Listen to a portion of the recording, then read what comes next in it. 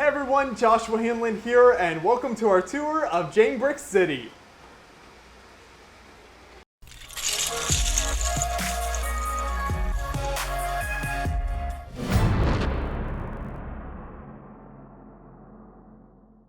Hey everyone, I'm Joshua Hanlon, and today I am out in San Francisco, California with JANGBRiCKS, and we are going to be taking a look at his whole giant city train layout here that he has set up, and this is an awesome layout, so we'll get you the full 360-degree view here and look at all the awesome details that you've included here. So thanks so much for joining me for a look at the city. Thanks for coming on out. I've got everything pretty much running right now, so hopefully you'll be able to see as much life as is possible with this.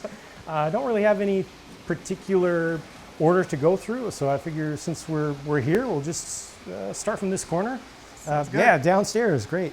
That's actually one of my favorite areas of the whole place. I've split it up into two. I like underwater stuff. I always have. I've always liked nature, and there's just something about kind of the almost plant-like life, you know, of the seafloor that is just enjoyable and it's just calming. Lego pieces I feel like lend themselves really nicely to creating that kind of underwater plant life and everything. There's so many cool pieces, even a lot of like food pieces and things you can exactly. use to make underwater plant You'll see your viewers will see if they pause and look closely. You'll probably be able to point out some interesting little techniques where I just spent some time just saying, okay, what can I make that looks coral-like? You know, just grab all the pieces that I can. Some of them that don't even make sense, including heads and hair pieces, and you know, just have fun with it. And then I put on this part of it, you'll see behind there is the TV, which is just running a little loop right now that just has a little background to bring it up to life even more. Yeah. So Lego has released a ton of underwater themes over the years. Do you have a favorite out of all of them they've done? I think the divers theme that they did, which was probably late 90s. That sounds about right. Yeah, and that was right around the time when I came back to Lego the first time as an adult. So that kind of imprinted on me, you know, when I went to Toys R Us, R.I.P. Toys R Us. Yeah, I went to Toys R Us and was just looking, okay, I want to get some toys. What do they have? Oh, Lego, yes, I remember Lego from when I was a kid. It was great. And look at all the stuff they have nowadays compared to what they had before. And yeah, the divers theme just had some really nice stuff. But pretty much anything that has the yellow submarines in it, I think, has been good. And if you move over to your left, there is just kind of the other part of the same thing, where I just, I like that theme in general so much that I just needed more space. So I tried to line it up with places in my city where I have actual water surfaces up above. And this is going everywhere from some of the oldest stuff that they have, AquaZone, Aquanauts, all the way up through the most recent city ocean exploration stuff from, right, exactly. What was that, 2015, I want to say, or something like that. So. And then, up above, like I said, trying to have water stuff together. This is probably the single most developed area that I have, in the whole layout, where I spent some months just really focusing on it and trying to get it to be more complete. Because, I like to kind of spread my efforts out and not focus too much on one thing, just to keep the creativity going, organically. So this is just a cargo harbor area. The ships are all custom. Almost everything here is custom by now. You'll see a couple things that are official sets, but this is a little bit inspired by the Port of Oakland, which is pretty near to us now. I grew up in that area and went down by the water a lot, so the ship-to-shore gantry cranes like this, the container cranes, is stuff that I would see all the time. You cross the Bay Bridge as a kid, and you look up over the edge of the car window and look at the cranes, like, I can see the cranes, I can see the cranes, Just, that's another thing that kind of imprinted. Right, it's almost like recreating your childhood image of what this was like. Exactly, and that's what, that's what the whole AFOL thing is about, really, is allowing yourself to go back and relive those memories and extend them and build upon them. And you realize, after you go through the whole teen thing and kind of college era thing, a lot of us go through where it's not cool anymore. Those are toys. We gotta be adults now. But gotta start taking it seriously. Yeah. But then you get your career going, and you get the ability to get a lot of the stuff that you wanted as a kid. or to get that stuff back, and Right. then you just go for it. See, that's the secret. It really becomes fun when you're an adult because you have the money now and you can afford to actually do everything that you wanted to do. Yeah. So we come across here, then you've got some of your smaller ships. Yeah, these are mostly custom boats. You see a couple of, well, actually, no, they're not mostly custom anymore. Creator's been doing some pretty nice stuff with some of theirs, but some of these are custom, and this was a kind of a texture that I thought worked pretty well, just having the blue underneath and then the transparent blue. It takes forever to put all those 1x2 pieces on there. It does. But I just like the kind of sparkle that it gets as the light hits it differently. This is also, I guess kind of this corner over here is inspired by San Leandro Marina area, especially with the pink flowers and some of the coloration. Again, just taking inspiration from real life things. Sure, yeah. Beach. Who doesn't love beaches? I mean, come on. Got the bad lip reading Yoda in there with the seagulls. I love that kind of the pop culture references you throw in there. There are a bunch of them. Some of them aren't visible because they're inside of structures, but things that I enjoy, I try to bring back and preserve through the Lego buildings.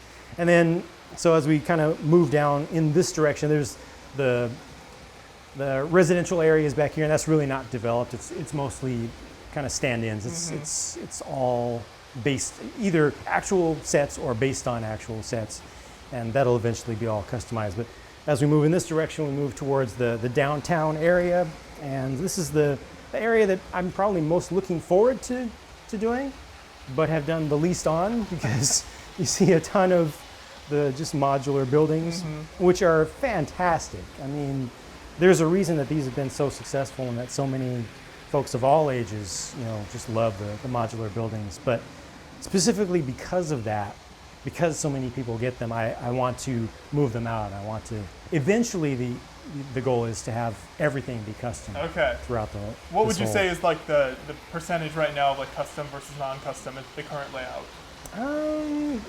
Fortunately, I'd say it's probably 70-30 custom to non-custom. I've worked to swap out a lot of the vehicles and stuff over time. Yeah, it's coming along, but everything takes longer than you want it to.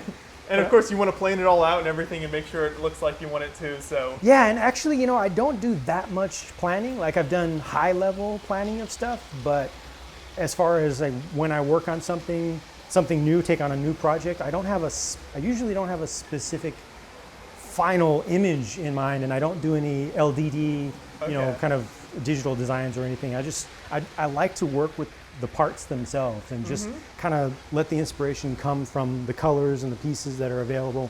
Like for instance, this building over here, this one has within it a bicycle shop, a motorcycle shop. Those are connected, top and bottom, on one side. The other side has an ice cream parlor down below and an arcade up above. And those things don't really make sense to go together, but I just looked at kind of the colors that I had in this whole space and said, I want to do dark red. I worked in a dark red building at one point in San Francisco, so I took a little bit of inspiration from its design and bikes. I've been collecting motorcycles, I don't know why. They're cool. I mean, what else do you need? Yeah, and the different colors and the different ages. So you see, the classic ones. They got the full spectrum of the classic ones, and Lego's been coming up with some new colors for the motocross fairings more recently and stuff. So I had all these, and they're not doing anything. They're just in my collection of parts. So I said, okay, I'm going to give them a place now, and it's just kind of just developed almost on its own. And then is this Duplo? That's Duplo up there, yeah. That's perfect. It scales really nicely with the full I think building. so, yeah. I need to give it like a platform, maybe put it at an angle or something, but I do want to bring in more of the pieces of different, different Lego systems that they've had that are interchangeable. Another pop culture reference is right there, One Punch Man, in an encounter that fans of that series will recognize. Getting all the references. Yeah. And then what do we have on the bottom layer? Yeah, bottom layer is going to be a little bit tough for you to get the camera down there, but good job with the one-handing it. So on the right-hand side is complete mayhem right now, But yeah, what you're looking at right now is the Mellanby District. So this is inspired by an entire layout that I had at my previous house, which was dedicated to just the official Lego sets. So I was trying, at that time, I was trying to do no official sets in my layout at all, but I still was getting so many things to review. I wanted to be able to display those and put them together. So this is actually going to be fully a kind of user-controlled, viewer-inspired area where people will tell me what they want. Oh, really? Yeah. So this is going to be none of me. So I've just kind of staged down there some of the collections of figures that I've not used and wouldn't ever use up above, in the main New Jang City. And that's all stuff that I want to try to take inspiration from and put down there. Got the Ninjago City you saw back in the corner. I'm going to get the docks in there.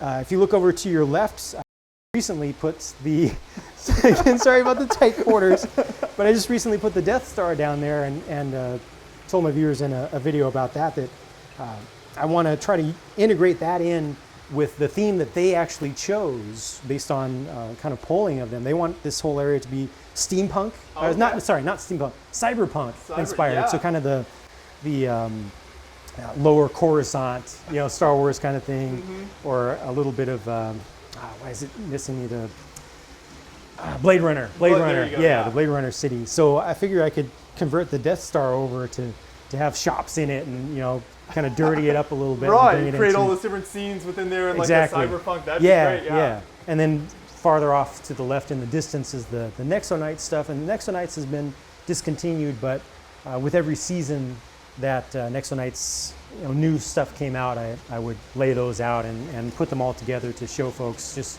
what it looks like to have the sets together. Because it's one thing to see the sets individually, another thing to see kind of references to them in the show, for the animated shows. But when you're able to actually put them together into kind of a battle scene, it just kind of adds a lot of life to everything. Exactly, yeah. And that's been obviously sort of a controversial theme. I know it didn't quite make Castle fans happy and Space fans didn't really like it. What was your kind of final thoughts on that now that it's coming to an end? It kind of had its high points and its low points. Overall, I think it was pretty good, just as a toy theme, right? And the series, the animated series, I think was pretty good. Okay. I think it was way better than Chima. Chima just had some. I think the voice acting was kind of weird, a little bit too childish. I know it's for kids, but kids appreciate a little bit more seriousness. Yeah, kids can recognize quality as well. For sure, yeah. And the whole reason that Bionicle was so popular in its early days. So moving around, this is a little bit more empty area right now, but this is going to taper down from the downtown area to lighter commercial zones. I've got a couple of old mocks in here. I'll go ahead and turn that around for you so you can see that this is Hutt's Pizza. I like that. Yeah, very recognizable from like the Jabba the Hutt kind of palace. Right. But just a little bit of Spaceballs reference there as well with the Pizza the Hutt. But I've got the old gem store here. It was one of my very early building mocks that I did. And then the mall is the biggest one. It's one of my most popular things, and it's actually pretty old by now. And you can see that in its design. It doesn't have that much texture, and it's kind of when I was still kind of learning the ropes and learning techniques and stuff. But I still had a lot of fun putting that together. It has all the shops inside are fully detailed, and there are stories for the people inside. The sign up on the roof with the visitor count is a little bit out of date now, but that was a reference to how many people have watched the tour video that I did for that. Oh, wow. So that's been one of your most popular videos, right? Yes. Okay. Yeah. So I want to do more of that in the future, but I like how is that sort of like a fire station, like pull-up gate piece? Exactly, the garage. Yeah, the garage parts, just to make a really large skylight, so it actually gets light in there, even when it's all closed up. And to the right of that is one of my more recent structure builds. So that has a music shop down below with just instruments for sale of different types. And up above is a laser tag arcade. I only played laser tag as a kid a handful of times, but I really loved it.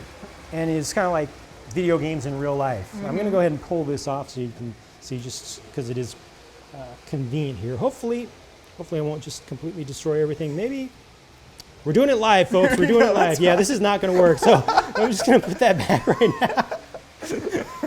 One of these parts was somewhere you can take that. Yeah, I don't remember now. So yeah, that didn't happen at all. Moving right along. So here we. This is another one of my older buildings, just a fire station. I don't think that's the final location for it. It used to be at the opposite corner of the place, but an older one I'm still pretty happy with. Mm-hmm. That one takes some inspiration from a fire station in Hayward, I think it was. Hayward or Union City, just our drive-by from time to time. I mean, it's not trying to look exactly like it, but just some of those visual cues that I got. Aesthetic, sort of. Yeah. I like your advanced fire jet. That's a submarine. That's a fire submarine. Okay, gotcha. Because, hey, fires can happen underwater too. So, and then I've got the fire bicycle, or we're just to the left as well. Why? The Victorian era, sort of. Yes, exactly. Yeah.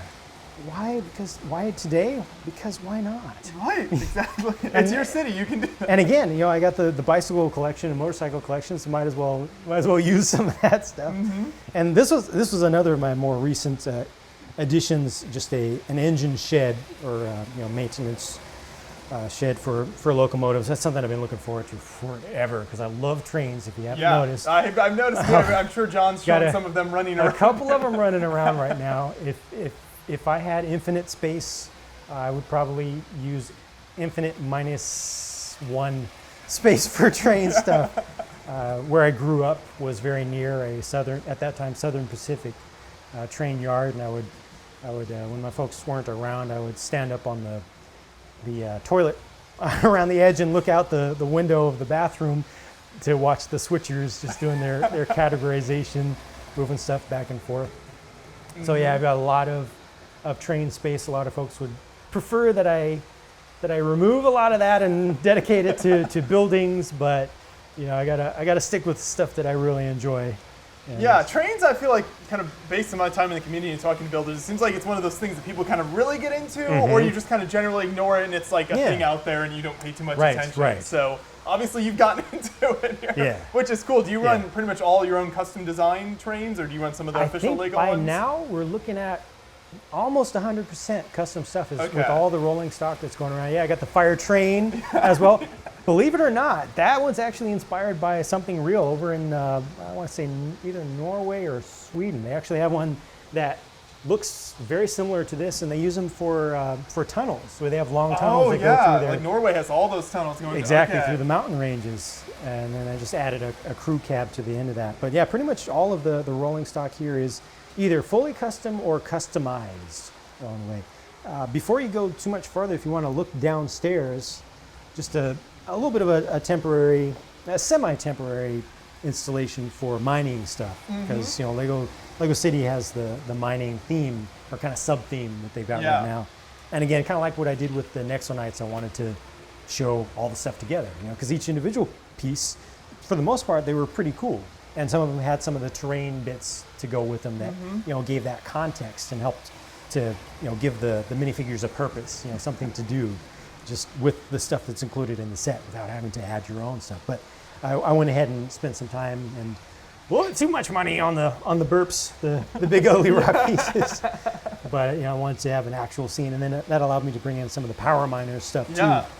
A lot of my viewers that are teens now, were kids in the power miners era, and a lot of those the early 2010s and late 2000s era, and there's a lot of nostalgia for that, and there was a lot of cool sets. So whenever I can put stuff together, because I do try to go back and cover some of the older stuff as well, with reviews, both for my own sake and for the sake of other people's nostalgia, because I understand that feeling, even for themes that I personally wasn't into, where I don't get that draw towards them, I can still empathize with other folks, Sure, yeah. Like with the trains and everything, So does a lot of what you add to the city, kind of inspiration-wise, does that come from sets you review, or is that pretty much all separate and the city's just kind of its own thing that you come up with an idea? The city is mostly its own thing. Okay. I do have some builds that are definitely inspired by Lego's official builds that I really enjoy.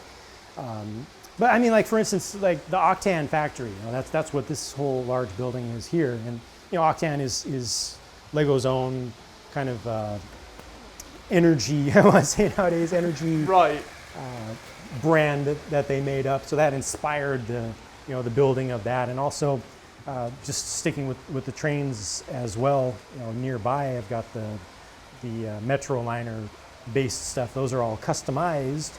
And the engine at the front is fully custom, but still based on stuff that Lego itself did. Also, I take a lot of inspiration from the parts that Lego makes. Like this train right here, or this one, either of these passenger trains, were fully inspired just by those nose pieces. A lot of people don't like the kind of preformed larger pieces, Yeah. and I fully understand that. I empathize with that as well in some cases, but sometimes some of those pieces create shapes that you just can't really make within a reasonable size. Exactly. You have to go 8 wide or something to get some of those shapes. So I like to, kind of challenge myself to use some of the pieces, and sometimes it'll even be just a small piece that says, I need to use this now, and I'll just go build something off of it. Yeah, there was a builder, actually, we were just in Japan a few weeks ago at a Wow. Japan BrickFest show. Awesome. And a builder, one of the coolest, most unique mechs I've ever seen, he used this piece here at the front as the feet for it. And that Really? was like the feet of the mech, yeah. And it was like a 3-foot tall mech. Wow. But the front of the train was the foot piece. I will on it. definitely have to check that out. Yeah, so Awesome. you're right. I mean, using that in unique ways like that is really. So then what else do we have back here? Looks like maybe the filling stations in that section? The Shell station's a little bit controversial after the Everything Is Not Awesome campaign. True. Watch yourself there. But that's a nostalgia thing. I mean, Lego made some really nice gas station related sets, including just some vehicles and stuff. So this is fully custom, but it uses a lot of those stickers and some prints that were only available in those sets that are kind of set the tone for the whole set, where oftentimes the graphics are really what do it. So Exactly. I desperately wanted to use those, and this again takes a little bit of inspiration from some places that I've lived and service stations or gas stations nearby. And then up on top of the service bays is Freddy the Tire Yeti. I don't even remember what theme that came from. One of the Adventures themes, I want to say, but Yeah, it just I seemed think it perfect was sort of the Johnny Thunder type right, stuff. right, yeah. And wanted to do kind of the Michelin Man kind of idea. And it's going to be a little bit tougher for you to see stuff in between, but I've got the train station back there and little transfer station for people going between the upper elevated light rail and the lower main passenger rail, and then getting onto buses and taxi stops and stuff. And we've got the skate park over there, which is taking a little bit of inspiration from stuff that I did in a previous hobby. I was never a skater, but I did ride BMX bikes. Okay. And then later in life, I got into radio control cars, and my friends and I would love when we would get an opportunity to take the little cars to skate parks and ride them over the jumps. Sure, and stuff. yeah. So bringing a few things together for that. And if you want to go ahead and take a look below, Minecraft. So Minecraft, I got into, I guess, a little bit late in, let's say 2013, 2014 or so, and played it only on the Xbox, which at the time was a completely separate tree of code. So it didn't have nearly as many features as the full Java version did. But I still enjoyed it and had a lot of fun, had my own little world that I created, and a friend had his own world, and we would visit each other's worlds and stuff. And there you go. And then I actually started doing this stuff before Lego itself started getting into that theme, and started with the overworld builds for that, and just randomly, just because obviously Minecraft and Lego go together very well. It lends itself very easily to being created with Lego. Yeah. Very much. I think that's what a lot of people said when Lego actually started to release those sets. Is kind of like, this is kind of what we've always had. Of course. What took you so long? But yeah, so now there are so many more pieces available, and the prints and everything that's allowed me to expand this out. And that's a pretty developed area and space down there now. So I'm pretty happy with how that looks. But with my most recent expansion, I've been able to give myself a little bit more room. So I'll be expanding that off to your right a little bit, another half table worth. But my friends and I have also gotten back into playing again, and now that we only game on the Xbox, but the Xbox version is the same as the regular version now, finally. Yeah. So yeah, we're getting all the good stuff in there. So it'll be. So how's this work then when you're building on the separate levels? You just sit on the floor for the lower level, or how does that work when you're working on it? I mostly assemble separately as much as I can. Okay. You know, I'll bring things in and then kind of get an idea for the space that's available. And that's been the case for, you know, whether I'm building above the table or below. It's kind of the same. You know, where I'll just kind of set up the base plates where they need to be, get an idea for the scale of things in general, and then go build separately closer to where I have my parts, you know, stored, just to make it go a little bit more quickly. But it's mostly free-form building, again, without having hard plans in advance. You know, I just get into putting pieces on pieces, and sometimes it doesn't work, and I have to take everything apart, and that's just a part of it. I love getting my hands on the actual things and having something that's that organic and that real.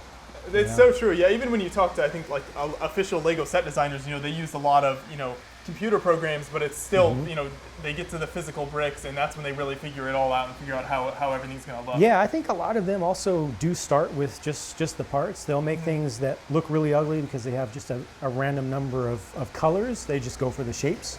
But then once they have the general shapes together, then they'll transfer that into to the digital form. And I mean, they have their whole multiple teams to help with making sure things are easy to build, you know, easy to make the instructions for as well.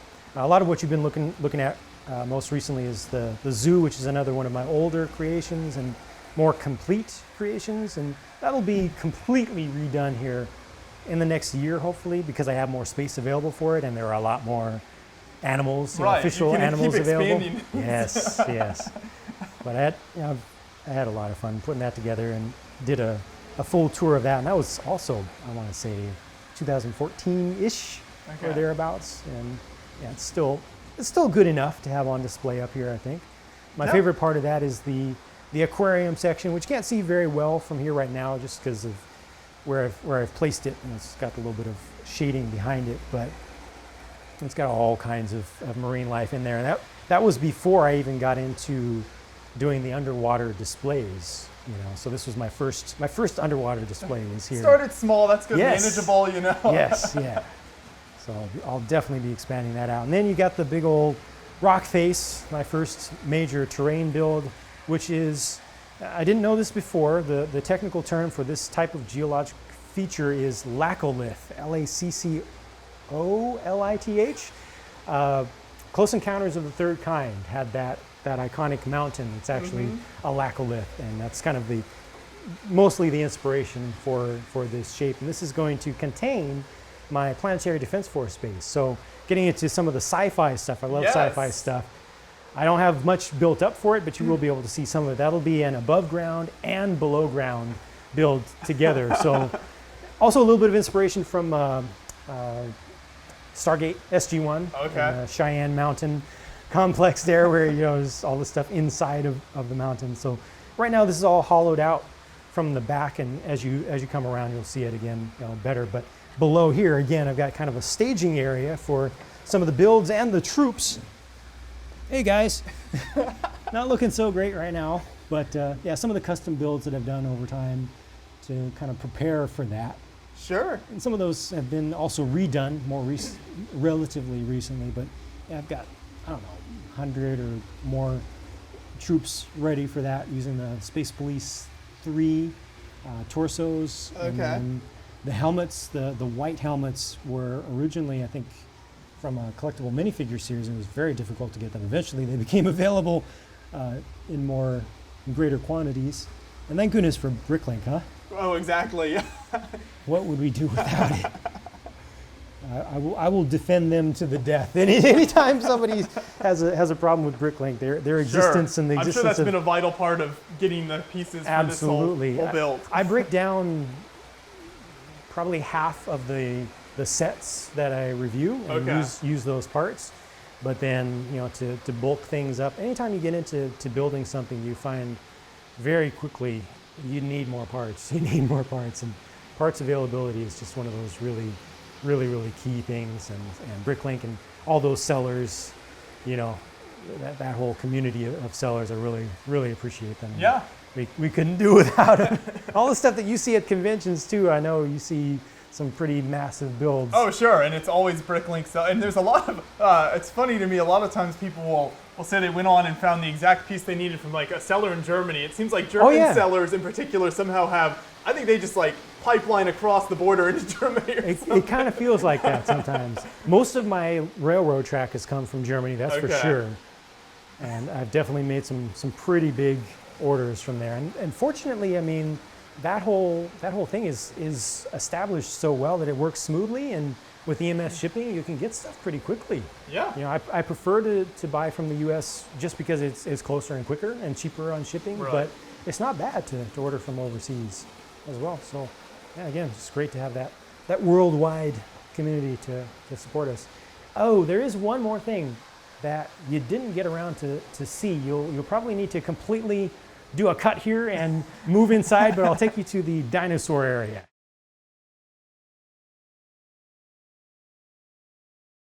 Yeah, so it's another under the table layout that I added in because I needed more space, and it's another display of almost entirely just official sets for now. But yeah, that's all the Jurassic World Fallen Kingdom stuff. They made so many sets. I was surprised they made such a large bulk, of just product for that movie. So I went ahead and put those together on a temporary basis with a little bit of terrain, a little bit of foliage around there. It looks way better than I expected. And eventually this will be turned into a custom dinosaur display. It was my original intent, was because I have another collection again of dinosaurs. There are actually some of the non-Jurassic World ones in here probably mixed in, but eventually I want to have kind of a Lost World beneath the city, beneath the earth that hasn't been discovered yet. And with the mining area nearby on the other side of the wall, I'll be able to make a little bit of connection where the miners break through and realize that, oh, we found the dinosaurs, they're still alive under there. And that's when everything starts getting interesting. Yeah. The crossovers between things that I made up. I like to tie little knots together. Mm-hmm. At one point I had a connection also between the Minecraft space and the above ground. I'll have to figure out how to do that again. But yeah, just one more little layout of mostly official sets, and showing how they look all together, and more stuff that's just enjoyable for myself to see from time to time when I get under there, and for the fans to see even more than that. It's amazing. I love just kind of being on the floor here, and it kind of changes your whole perspective because you've got the whole other world under here, and then you stand up and it's the whole city above the ground. Yeah, so. And it's also important just to be down low even with the above ground stuff, to get a little bit closer to that minifigure eye view of how. I always try to think from the minifigure's perspective. What would they think? What would they want to see? What would their experience be? If they were actually alive. And I try to design the city on the whole with them in mind. With their sight lines, and just it might be weird to kind of put yourself into the mind of a little plastic toy doll, basically. Be honest about what they are, but it helps, and it makes me happy. So yeah. And you've even got this. Looks like you're going taller there with the skyscraper. You're going to be running out of ceiling space here soon. Yes. I think my ceiling at the last house where I started doing the city was a little bit lower. So I've got a little bit more room here. But yeah, eventually there will be more skyscrapers. You can see construction has begun for another one. It's not going to be that exact shape, but there will be more skyscrapers, and eventually it'll kind of taper down as you get out towards the mall. And yeah, just one by one I'll swap out those modulars. Mm-hmm. So as you've worked on this over the years, have you looked online on Flickr or other places at kind of other town and train and city layouts, or has it pretty much just been kind of your own inspiration for all of this? So from time to time I do see like a thumbnail and a recommended videos bar on YouTube that just makes me say, I've got to see that, you know, because obviously, I mean, there's so many people, especially nowadays, it's just increased, you know, and the more people do cities and put them on YouTube or on Flickr or whatever, the more people realize that, hey, I want to do that, and it's cool to do that. So it's only increased. But I try not to look at other people's stuff too much. Well, for two reasons. One, I don't have a lot of time.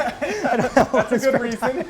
and also I don't want to take inspiration too much from what other people do, which is not intended to offend, you know, any of the great work that other people have done, but I want this to be my creation. You know, I want it to be from me. I want to really be contributing what I can to, you know, to the community and to just, you know, Lego in general and this whole hobby as much as possible. So, you know, it's very easy to subconsciously imprint something that you saw and then, you know, go do that, and then next thing you know, that, hey, you copied so and so. No, I didn't. Well, you kind of did. Yeah, no, it's true. So it's better off just kind of do it all yourself and keep it original ideas. But it is true also what you said about how there's something very accessible about Lego City that, you know, the same effect can't be had with like a 5-foot spaceship or something. That's not really accessible to your average builder. But most kids and even adults can kind of lay out a city plan in general and get the main buildings. Yeah, you can start really small. And I mean, it's rough to see sometimes how Lego sets in general have gotten smaller over time for the same objects that's being depicted, because they're putting more detail in. Like you look at the smaller creator buildings, you know, they're tiny. They have lots of detail, lots of texture and realism on the design. But that's one of the good things, what you're saying about that is one of the good things about the smaller sets being released is that it makes it easier to have a small city, you know, to have a small layout and a small diorama and either play space or display space that still is more complete. You know? So have you had any major mishaps while you've been working on this? Obviously, you've got trains running. Those can always, you know, have issues sometimes. Yeah. Any buildings fall off or anything like that? No buildings have fallen off completely yet. When moving some things, you know, doing major moves, I have had some things crack a bit. But fortunately, I have thought about durability a bit with most of my builds. So most of the stuff will hold itself together. If it does break, it'll break fairly cleanly. Nothing truly epic on the disaster scale so far. Great video, you know. Right. I like to build, not to rebuild. Yeah, I don't blame you though. But yeah, this is amazing. So, what are kind of some of the plans for the future then? I know you talked about areas you want to update and stuff. Do you also plan to add tables and expand just kind of the general area that it covers? So I have fairly well optimized this space with the tables. There's not much more space that I can build up or they can add to, expand to.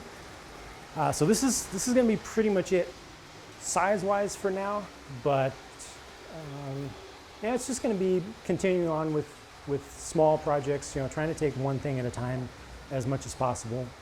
And I've got some surprises in store. One of the biggest things that will be happening, hopefully over the next year, will be the integration of JANGBRiCKS. I don't know if you probably remember when they had the Kickstarter campaign for the ones with the lights inside, but they're wireless. So that's production of those has been coming along slower than expected. Not necessarily slower than I expected, because I know it's difficult to, you know, make something real. Yeah. But I'll be integrating lights all throughout this city, and that'll change things quite significantly. Up above, I've actually got color changing lights already, you know, kind of prepared to be able to set up different moods, you know, to move things on. I might just surprise you with a little bit. A sudden change of background. Yeah. There. But it is true. You know, you've got the movement with the trains, but then lights also add that extra element that I think is so neat. That's what I was telling newer builders, is if you can add movement or lights, then that really makes your build pop. Yeah. So having that kind of, you know, set the mood for the entire place helps, but then getting the individual lights into the individual buildings and everything, that'll change things. I like it.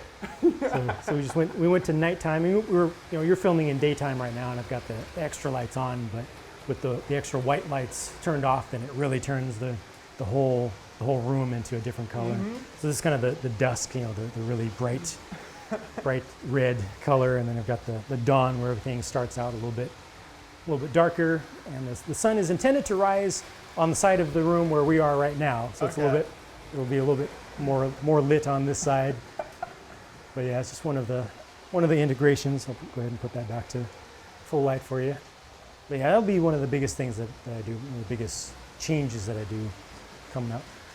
And then the minifigure wall, I've reviewed, got one that's a little bit askew right now, oh no, but I've reviewed all of the series as they've come out, I think since 2014, maybe late 2013 is when I started reviewing those, and then I went back and backfilled back to the beginning. And I figured since I had those, and I had this open wall space, just put it up.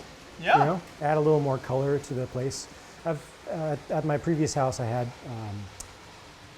posters, official Lego posters for their different themes. Right, but that starts to look a little bit tacky against the background of the city and everything. Eventually I'll be hopefully covering up the walls with something a little bit more appropriate to a city.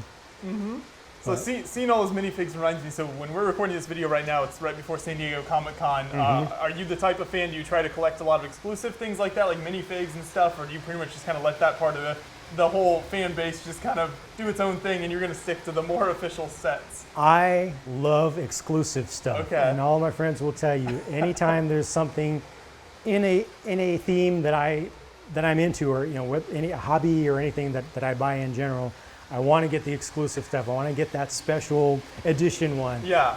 But with Lego, it's just too expensive. It's ridiculous. I mean, some of the hundreds of dollars you have to spend for some of the Comic-Con exclusive stuff. And then like what was it? Azog? Yes, the one exclusive. Yeah, from Lord of the Rings. And then eventually they released that as just a regular figure that you could just get. That's kind of messed up. That's true. People probably paid a lot for those. A lot of people paid a lot of money for those. Yeah, so I've not been able to get in on that. I would love to, but it's just not practical. Yeah, no, it's so true. And then they've got all the exclusive like employee gifts and all that stuff as well. Right, so if you were actually trying to track down all that different stuff and sets that are only available in the Billund Airport or whatever. So. Right. So I need to be able to pay the mortgage for this house so I can have this city here. So it's either all of this or a handful of exclusive minifigures. Exactly. I think this is the better option. I do have some fairly expensive droids though. I do another one of my collections is Star Wars droids, not including the battle droids. There are just way too many of those, but just kind of the astromech droids and stuff. I've gotten like the gold C-3PO, some of those relatively rare ones. Yeah. Have you ever incorporated into the city display here as a section you just decided didn't fit well or didn't look good and you kind of took out, or has it all pretty much stayed after you put it in there? Yeah, some buildings have gone in and come out. I think most of them are back in right now. Okay. I used to put some of the official set themes up here, try to integrate some of those into this, on a temporary basis, have just a temporary display of one police theme for the year. And, some of that looks really good, but I'm trying to move this in the direction of all custom. So those are the main things that I've brought in and then taken out and then kept out. So that's a look at JANGBRiCKS City there. Final question, how long have you been working on this? How long would you say this is taking you to all put together? Oh, yeah, I think I started on this in, was it late 2013 or middle of 2014 or so? And I've been working on it pretty much continuously since then, whenever I can. The reviews have to take precedence, but yeah, this is my main love within the Lego sphere and universe has been this. So it's been pretty much continuous since then. Moved a whole house, so everything, pretty much that much space was in existence already, had to be taken down, had to be brought to the new house, but it's then been expanded and added to since then. Great. So yeah, you can tell it's a labor of love that you've just been pouring a lot of time into over the years, and it turned out wonderful. So thank you so much for showing it to us. Thanks so much for coming. Yeah.